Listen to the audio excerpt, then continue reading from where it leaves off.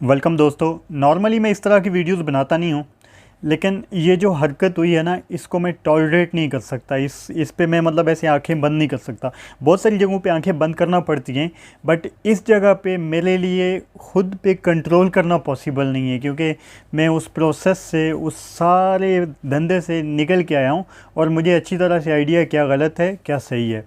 तो ये कराची के एक यूट्यूबर हैं, व्लॉगर हैं, उनका नाम है जुनेद अकरम।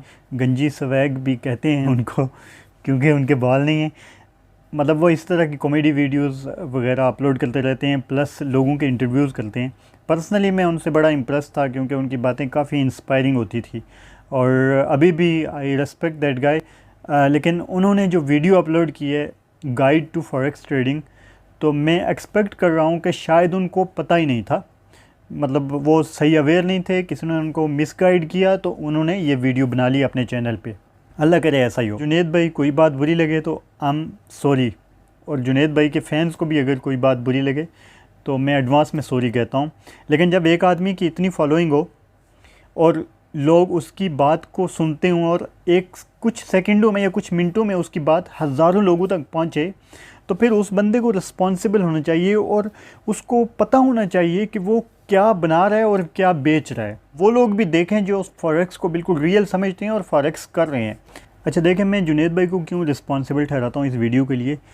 ऑनलाइन की दुनिया में एक टर्म होती है जिसे सेल्स फनल कहते हैं, या फिर आप कस्टमर जर्नी कह दें, या कस्टमर एक्सपीरियंस, डिफरेंट नाम होते हैं। सिंपल लैंग्वेज में हम जब कोई भी चीज़ लेते हैं तो वो हमारा एकदम इमीडिएट डिसीजन नहीं होता, बल्कि उससे पहले कुछ फैक्टर्स होते हैं, कुछ चीज़ें हमें इन्फ्लुएंस करती हैं।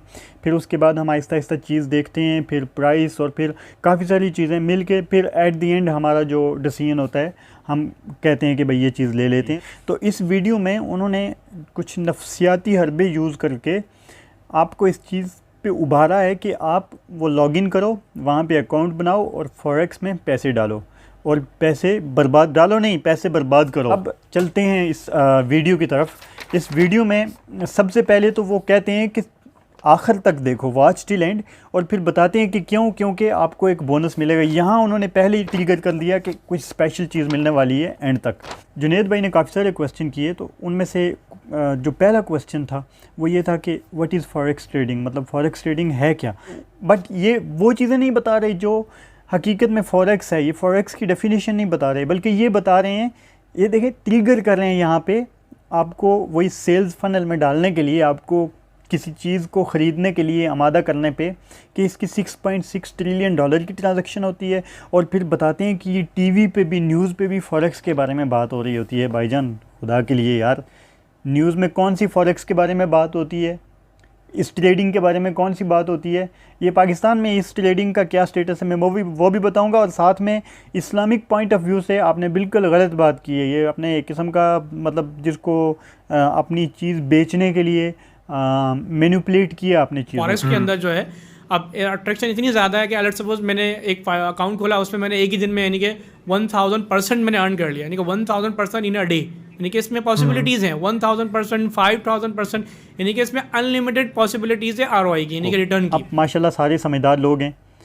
वो कौन सा बिज़नेस है जो 1000 गुना या 5000 गुना मुनाफा देता है। मतलब 5000 गुना मुनाफे का क्या मतलब है, आपने 1 रुपया डाला और आपको जो उस पर रिटर्न मिला या उस पर जो आपको मुनाफा हुआ वो 5000 हुआ।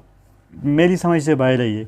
फिर इसी वीडियो में जुनेद भाई वो एक अपनी अनाउंसमेंट करते हैं, वो बोलते हैं कि मेरे कस्टमर के लिए या फिर मेरे फॉलोअर्स या मेरे फ़ैन के लिए $5000 का डेमो अकाउंट है। तो ये जो डेमो अकाउंट है ना, ये सब ब्रोकर्स ऐसे ही देते हैं, और सिर्फ 5000 नहीं, आप 50,000 $500,000 का डेमो अकाउंट बना सकते हैं। और फिर वो एग्जांपल देते हैं कि अगर आपने कोहली को बॉलिंग करवानी है तो आप ज़रूरी है कि आप उसी पिच पे बॉलिंग करें जिस पे कोहली ने खेलना है, मीन उसी तरह की सिमिलर पिच हो।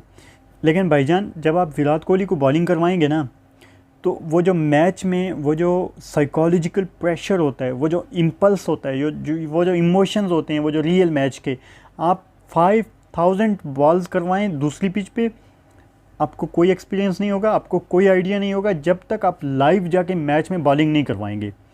तो ये बिल्कुल फेक सी चीज़ है, ये इस पे कभी भरोसा नहीं करना। डेमो अकाउंट पे आप अगर थाउजेंड्स कमा रहे हैं तो ज़रूरी नहीं है कि आप रियल में जाके उतनी ही कमाएं, बल्कि आप नहीं कमाएंगे। फिर उसके बाद जुनेद भाई फिर इसी मार्केट के बारे में कुछ क्वेश्चंस करते हैं। अच्छा, एक और जो लोगों का बहुत कंसर्न होता है वो ये होता है कि जी हमने ठीक है इन्वेस्टमेंट कर ली, फॉर वट एवर रीजन घर में जरूरत पड़ गई पैसों की, या बिजनेस जो काम चल रहा है वहां पे कोई लॉस हो गया वगैरह वगैरह, अब ये कि मैं जरा ट्रेडिंग नहीं करना चाह रहा और मैं बिल्कुल अपना अकाउंट जीरो करना चाह रहा हूँ, विड्रॉ करना चाह रहा हूँ, तो उसमें हाउ इजी इज दैट? बिल्कुल ईजी है। आप अगर आप विड्रॉ करना चाह रहे हैं, जो अमाउंट आपकी रिमेनिंग है वो आप विड्रॉ लगा दें, विद इन फ्यू आवर्स आपको विड्रॉ मिल जाएगा। कुछ पॉइंट्स हैं जिनकी बेस पे मैं कहता हूँ कि फॉरेक्स ट्रेडिंग नहीं करनी चाहिए। सबसे पहले रिलीजियसली देख लेते हैं। उन्होंने कहा कि इस्लामिक पॉइंट ऑफ व्यू से बहुत सारे इस्लामिक कंट्रीज़ में ये लीगल है, वहाँ पे की जाती है, और साथ में बहुत सारे ब्रोकर्स एक इस्लामिक अकाउंट ऑफ़र करते हैं। पहली बात कि जिन इस्लामिक कंट्रीज़ में की जाती है तो उन इस्लामिक कंट्रीज़ में और बहुत सारे ऐसे काम होते हैं, जैसे दुबई में, मलेशिया में और बहुत सारे कंट्रीज़ में, जो आप ये नहीं कह सकते कि वो वहाँ पे हो रहे हैं तो वो जायज़ हैं। मेरे ख्याल में ये पॉइंट बिल्कुल इनवैलिड है कि इस्लामिक कंट्रीज़ में बहुत सारी वो चीज़ हो रही है तो वो ये कोई दलील नहीं है या ये कोई रीज़न नहीं है कि भाई ये हलाल है।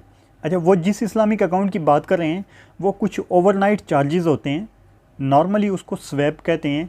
ये स्वैप चूँकि जब एक करेंसी को दूसरी करेंसी से आप कन्वर्ट करोगे और आप अपना ऑर्डर पेंडिंग रखोगे तो फिर कुछ ओवरनाइट चार्जेस होते हैं। ये ओवरनाइट चार्जेस इस्लामिक जो अकाउंट होते हैं उनमें नहीं होते, ठीक है। और ये चीज़ बहुत बाद के लेवल की है। अभी देखें, इसमें जब आप कोई चीज़ ख़रीदते हैं, सपोज आपने $500 लगाए, $500 से आपने कुछ गोल्ड ख़रीदा, तो $500 का कितना सा गोल्ड आएगा? वो तो इतना सा आएगा ना, तो उसमें जो प्रॉफिट या लॉस होगा वो भी इतना सा ही होगा।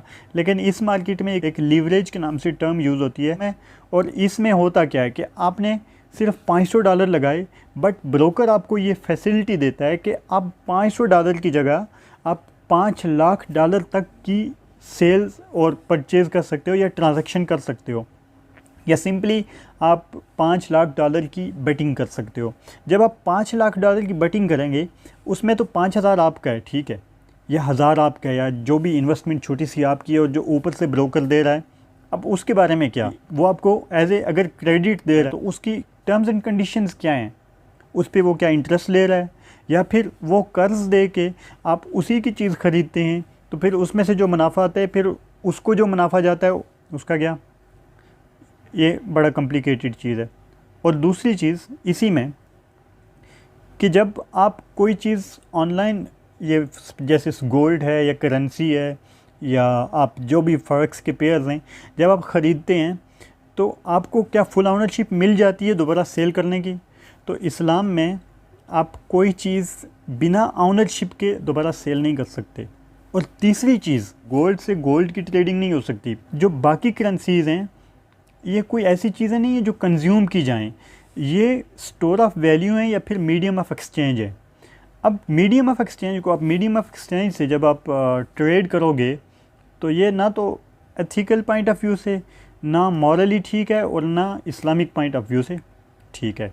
अच्छा, इस्लामिक पॉइंट ऑफ व्यू से तो बिल्कुल मैं 100% क्लियर हूँ कि ये जायज़ नहीं है। अगर हराम नहीं है तो एटलीस्ट जायज़ नहीं है। अच्छा, दूसरी बात ये कि ये पाकिस्तान में इलीगल है। इलीगल कैसे है? जितने भी फॉरेक्स ट्रेडिंग के ब्रोकर्स होते हैं, जैसा कि नाम से ज़ाहिर है कि ब्रोकर यानी मिडल मैन, ये मिडल मैन किसके दरमियान है?